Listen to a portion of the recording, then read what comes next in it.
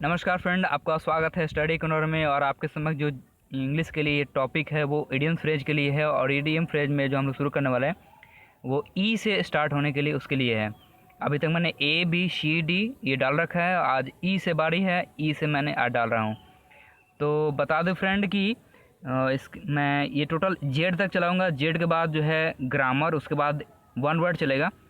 One word यानी कि वो इडियम एंटोनिम साइनोनिम के लिए भी काफ़ी है वन वर्ड, आप उससे यूज कर सकते हैं।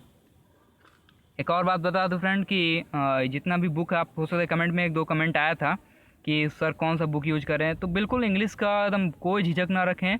एग्ज़ाम की प्रिपरेशन के लिए एकदम बिल्कुल आँख बंद कर विश्वास कर सकते हैं। एमबी प्रकाशन बुक ले लें। आप चाहे तो मेरे कमेंट डिस्क्रिप्शन से वो लिंक से आप मंगा सकते हैं ऑनलाइन ऑर्डर, या फिर आप वो देख सकते हैं कैसा दिखता है उस लिंक के द्वारा, और आप खुद दुकान से भी जाकर ले सकते हैं। तो ये ज़रूर यूज़ करें, एमबी प्रकाशन बुक बहुत ही इंपॉर्टेंट है अगर इंग्लिश की तैयारी कर रहे हैं तो। और ये देख सकते हैं कि मैं इस पर हाथ धो के पर मतलब कि पढ़ गया हूँ कि सब कुछ इडियम फ्रेज जो है जेड तक कंप्लीट करके ही रहूँगा। और इसके बाद ग्रामर भी है, इसमें वन वर्ड भी है, एंटोनिम सैनोनिम है, और पूरा सेट भरा हुआ लगभग 133 सेट है। समझ सकते हैं कि ये टोटल पूछा हुआ, ऐसा नहीं कि ये सब प्रैक्टिकल सेट है, सब कुछ मतलब कि पूछा हुआ है पिछले साल का। तो आप बिल्कुल यूज करें। और हम लोग आज ये पढ़ने वाले हैं, तो सब्सक्राइब कर ले फ्रेंड अगर आपने सब्सक्राइब नहीं किया है। और क्योंकि मेरे वीडियो जो लगातार जारी होते रहेंगे, जीके से चाहे फिर इंग्लिश से, जैसा भी हो, तो आप सबके सपोर्ट तो मिल ही रहे हैं। बहुत अच्छे सपोर्ट आपने दिया है। तो आप समझ सकते हैं कि मेरे सब्सक्राइबर जो है 30,000 पार चुके हैं, और इसके लिए आप सबको बहुत बहुत बहुत बहुत बहुत थैंक यू और दिल से शुक्रिया। चलिए बात करते हैं कुछ इडियम फ्रेज ई से कैसे हम लोग याद करें। सबसे पहले यहाँ पे ईगल आई है। ईगल आई बहुत ध्यान से सभी चीज़ों को देखना। ईगल आई देखिए ना, आसानी से ही सब कुछ दिखा। ईगल मतलब देखना, मतलब आई मतलब देखना, और ये हो गया आई मतलब आँख। आँख से हम लोग क्या करते हैं, देखने का काम करते हैं। और ईगल तो है ही, यानी कि गिद्ध कितना ऊंचाई से उड़ता है और फिर भी उसको सब कुछ एकदम साफ दिखाई देता है, एकदम ध्यान से देखते रहता है वो। तो इसी क्लियर है, ईगल आई मतलब ध्यान से देखने से कोई दिक्कत नहीं होने वाला। It humble pie, it humble pie मतलब अपने किए के लिए क्षमा मांगना।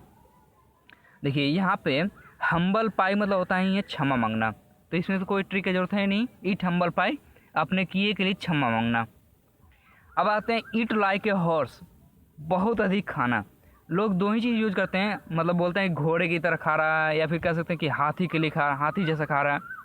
तो उस सबका कहीं ना कहीं मीनिंग निकलता है कि वो मतलब कि बहुत ज़्यादा खा रहा है। It like a horse. चलिए इट योर वर्ड्स मतलब सार्वजनिक रूप से अपनी गलती स्वीकार करना। तो अगर बोल सकते हैं कि हाँ मैंने बोला था, इसके लिए मैं बहुत गलती मतलब कि गिल्टी फील कर रहा हूँ, इसके लिए मैं माफ़ी मांगता हूँ। तो अपना वर्ड जो है खाना, देखिए इस पूरा एग्जैक्ट निकाल देता। अपना वर्ड खाना, योर मतलब अपना, वर्ड मतलब वर्ड, और ईट मतलब खा जाना। तो अपना वर्ड खा जाना मतलब आप हो सकता है कुछ ऐसा बात बोल दिए हो जो जिससे किसी को बहुत बुरा लग गया हो, तो आप क्या कर रहे हैं, अपना वर्ड वापस ले रहे हैं, तो अपनी गलती स्वीकार कर रहे हैं। तो गलती स्वीकार करना। एल्बो रूम, एल्बो रूम यानी पर्याप्त जगह या आज़ादी होना। तो ये देखिए एल्बो रूम ऐसा रूम जहाँ पे आप अपना हाथ फैला कर रह सकें, अपना केहूनी कम से कम निकाल सकें। तो हो सकता है वो कैसा जगह होगा, पर्याप्त जगह। एल्बो यानी कि अपना केहूनी एल्बो निकाल सके अपना हाथ का, तो वो रूम जो है आप कम से कम, अब वो रूम ही क्या जिसमें एल्बो भी ना आ पाए, तो रूम तो पर्याप्त जगह नहीं हुआ, आज़ाद भी नहीं हुआ। तो ये एल्बो रूम है, यानी आप एल्बो आराम से फैला सकते हैं, इसलिए ये पर्याप्त जगह हो गया। चलिए 11th आवर, 11th आवर तो अंतिम क्षण। देखिए बताते हैं घड़ी में जो होता है 12 घंटे की 12 बजे तक सोई होती है। अब 12 जो है लास्ट है, लेकिन 11 जो है वो क्या होता है, 11 जो है वो आपका क्या है, वो आपका लास्ट है। मतलब 11 के बाद होगा 12 आ जाएगा, मतलब ख़त्म हो गया समय। 12 यानी ख़त्म समय, 11 यानी लास्ट, तो होगी 11 यानी कि अंतिम क्षण पे। क्लियर है। चलिए बात करते हैं अब and in A फैस्को। And in ए फैस्को मतलब असफल हो जाना। यहाँ देखिए फैस्को पर फंस जाना, फैस्को यानी फंस गया और उसका एंड हो गया। तो सिंपल सा फंस के उसका एंड हो गया यानी कि असफल हो गया। ये कितना आसानी से हो जाएगा फ्रेंड, कोई दिक्कत इसमें नहीं होने वाला है। यानी कि फैस्को फंस के वो असफल हो गया। चलिए बात करते हैं एंड इन स्मोक, यहाँ देखिए दोनों में ही एंड लगा हुआ है, and in smoke, and in fiasco, यानी कि सिंपल सा है कि वो असफल होना, लेकिन एक जो है वो असफल होना सिर्फ है और एक एंड इन स्मोक है, बिना कोई सार्थक परिणाम दिए ही असफल हो जाना। यानी कि समझ सकते हैं कि जो स्मोक करता है, यानी कि स्मोक करता है उसको कुछ फ़ायदा तो होगा नहीं, तो परिणाम कुछ मिलने वाला है नहीं, मिलेगा तो क्या मिलेगा उसको, बस कैंसर के रूप में कोई बीमारी मिल जाएगी। तो स्मोक करना बहुत ही बुरा है। तो ये हो गया स्मोक करना, यानी कि बिना सार्थक परिणाम दिए असफल होना। इसका भी एंड इन करना, ये भी असफल होना। इनफ रोप यानी अपने इच्छा अनुसार काम करने की स्वतंत्रता। इसको अगर थिंकिंग करना है कि कैसे इसको याद रखें, तो आप ऐसे याद रखिए कि कुछ या फिर समझ लीजिए कि कुत्ता है, कुत्ता के गले में अपने रस्सी बांधा हुआ है और कुत्ता क्या आपके अनुसार काम कर रहा है, मतलब आप जितना उसको रस्सी छोड़िएगा उतना ही काम कर पाएगा। लेकिन आप इतना रस्सी छोड़ देते हैं कि वो कहीं भी जा सके, किसी को भी काट ले, तो हो गया उसके इच्छा अनुसार स्वतंत्रता दे देना, इनफ रोप, मतलब काफ़ी दे देना उसको। चलिए इवन कील मतलब संतुलन स्थिति में। देखिए कील आप दीवार में कभी ठोके होंगे, तो कील को ठोकने के लिए आपका हथौड़ी कील पे ही जाना चाहिए, इसका संतुलन बना के रखते हैं। अगर कील से भटका, संतुलन बिगड़ा, तो आपका हाथ भी कुचल जाता है। तो कील से समझ सकते हैं कि आप संतुलन बनाने की बात कर रहे हैं, संतुलन की स्थिति में। एवरी नूक एंड क्रैनी यहाँ पर देखिए बात कर रहे हैं, सिंपल सा एकदम झलक रहा है बात पूरा कि बात कर रहे हैं कि कोना कोना छान मारना, इन हर संभव जगह पर जांच करना, हर कोना, हर नुक और हर क्रैनी पर उसका जांच करना, पता लगाना, तो हर संभव जगह पर। आसान सा है। चलिए एक्सप्लोर एवरी एवेन्यू, यहाँ पे एवेन्यू जो है इसका मतलब ही होता है रास्ता, मार्ग, अवसर। एवेन्यू का मतलब होता है, आप डिक्शनरी निकाल के दे सकते हैं। तो हो गया सिंपल सा, हर रास्ता, हर अवसर जांचना, हर अवसर का संभावनाओं की जांच करना, हर अवसर को मतलब कि एक्सप्लोर करना, तलाशना।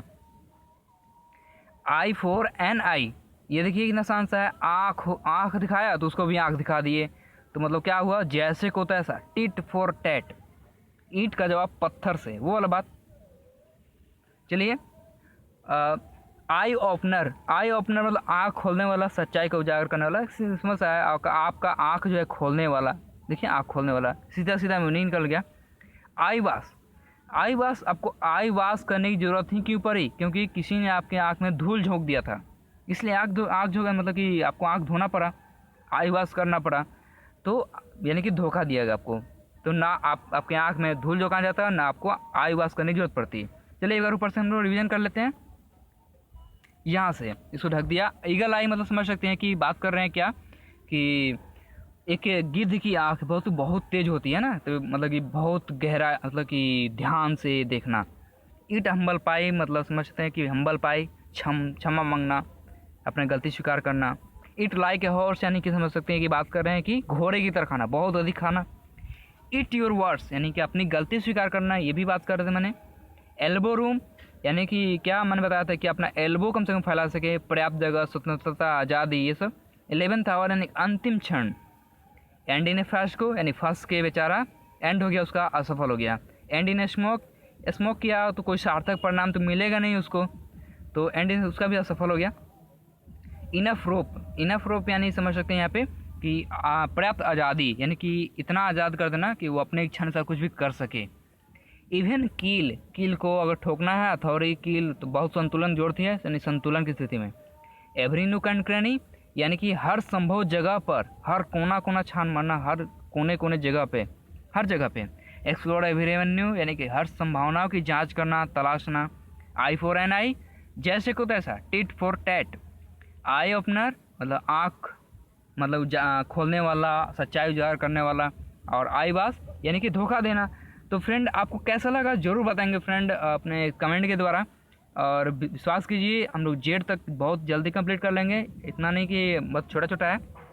तो मुझे तो दो लेके चलना है, आपको जीके भी और इंग्लिश भी लेके चलना है, और जल्द ही हो सकता है कि मैथ में भी अगर आप लोग की, खैर अभी फ़िलहाल हम इंग्लिश और जीके ये दोनों अभी देखते हैं, बाद में मैथ पे भी ध्यान दिया जाएगा जब काफ़ी ज़्यादा मतलब कि इंग्लिश और जीके कवर हो जाएगा, तब मैथ को पूरा इजी बना दिया जाएगा फिर। तो फ्रेंड आपको कैसा लगा जरूर बताएंगे कमेंट द्वारा, और लाइक करना तो बिल्कुल नहीं भूलेंगे, और शेयर शेयर प्लीज़ करते रहेंगे। और आप सबके सपोर्ट मुझे बहुत अच्छे लग रहे हैं, सपोर्ट पाकर आप सबके, और विश्वास है मुझे कि चैनल को 1 लाख सब्सक्राइबर एक ना एक दिन जरूर मिलेगा। तो फ्रेंड हम लोग नेक्स्ट वीडियो में मिलते हैं, तब तक के लिए बाय बाय।